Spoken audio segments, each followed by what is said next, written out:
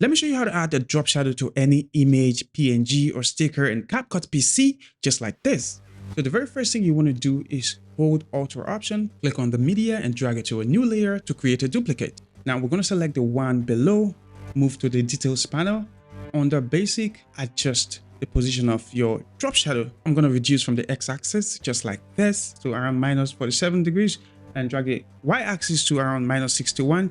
So it now sits on the left hand side of the screen. Remain in the details panel, click on adjust curves and drag the top corner of the luma curve all the way down. Sometimes this would be sufficient in making everything black, but because the image has strong red features, you want to also drag the curve of the red channel all the way down.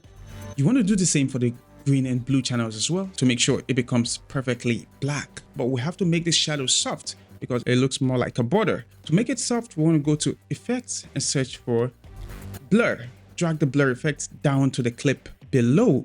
Now this makes the shadow soft, but it can be even better. You can use the blur slider to adjust its strength. I'm going to leave the slider at 65. Close the effects page. Now select the clip with a shadow. Move to the details panel, video, basic, and scroll down to opacity.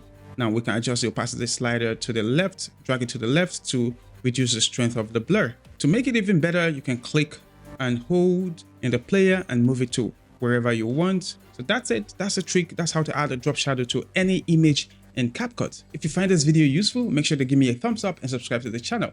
See you in the next one.